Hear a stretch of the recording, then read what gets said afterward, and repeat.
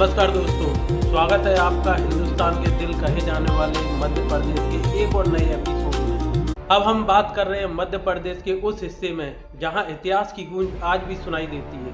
यह कहानी है उस मंदिर की जिसे उत्तर भारत का सोमनाथ कहा जाता है। हम बात कर रहे हैं रायसेन जिले के भोजपुर शिव मंदिर की। क्या आप यकीन करेंगे कि मध्य प्रदेश के एक वीरान इलाके में पत्थरों का एक ऐसा ढांचा खड़ा है जिसकी इंजीनियरिंग को देखकर आधुनिक इंजीनियर्स के पसीने छूट जाते हैं। एक ऐसा मंदिर जिसके पास दुनिया का सबसे विशाल एक पत्थर से बना शिवलिंग है। लेकिन सबसे बड़ा सवाल यह नहीं है कि इसे किसने बनाया, बल्कि सवाल यह है कि इसे अधूरा क्यों छोड़ दिया गया। इतिहास कहता है इसे राजा भोज ने बनवाया, लेकिन लोक कथाएं कहती हैं कि इसे पांडवों ने एक ही रात में बनवाया था।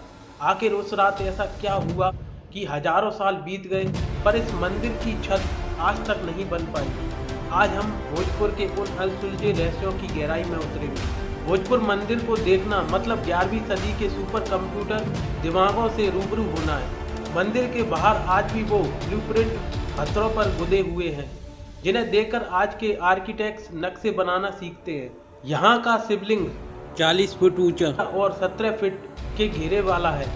इसे एक ही विशाल पत्थर को तराश कर बनाया गया है। मंदिर की ऊंचाई लगभग 100 फीट है। सवाल यह है कि उस दौरान में बिना किसी क्रेन या मशीन के कई टन भारी पत्थरों को इतनी ऊंचाई पर कैसे पहुंचाया गया। मंदिर के पीछे एक मिट्टी का ढलान आज भी मौजूद है। यह दुनिया का इकलौता ऐसा मंदिर है जहां निर्माण के लिए इस्तेमाल किया गया रैप आज भी सबूत के तौर पर बचा हुआ है। यह प्राचीन मैकेनिकल इंजीनियरिंग का एक जीता जागता उदाहरण है। इतिहासकारों के लिए भोजपुर एक रहस्यमयी पहेली है। मंदिर की छत का निर्माण बीच में ही रुक गया। पत्थरों के ढेर और नक्काशी वाले हिस्से आज भी मंदिर के चारों ओर बिखरे पड़े हैं, मानो जैसे कामगारों ने एक ही पल में सब कुछ छोड़ दिया और वहां से भाग गए। कहा जाता है कि राजा भोज किसी युद्ध में व्यस्त हो गए या उनकी मृत्यु हो गई, जिससे काम रुक गए। स्थानीय लोग कहते हैं कि इस मंदिर का निर्माण सिद्धियों के माध्यम से एक रात में होना था, लेकिन सूर्योदय होने के कारण काम अधूरा रह गया।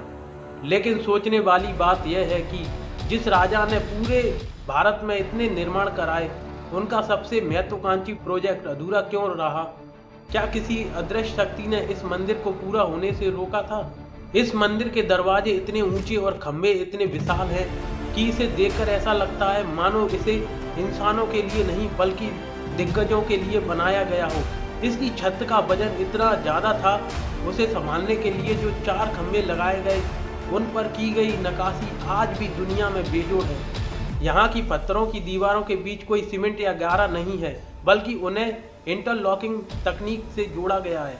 अगर आज हम इसे पूरा करना चाहें तो शायद मॉडर्न मशीन भी फेल हो जाए। भोजपुर मंदिर आज भी एक खुला प्रश्न है। यह हमें याद दिलाता है कि हमारे पूर्वज तकनीक में हमसे कहीं आगे थे।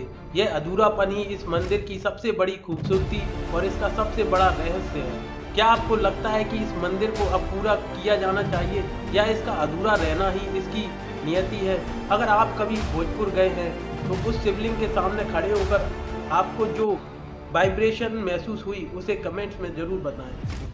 वीडियो को लाइक करें और शेयर करें उन लोगों के साथ जो सोचते हैं कि भारत का इतिहास सिर्फ गरीबी की कहानी है। उन्हें दिखाएं ये लिविंग लेजेंड। सब्सक्राइब करना ना भूलें। मिलते हैं मध्य प्रदेश के अगले एपिसोड में। जय हिंद, जय महाकाल।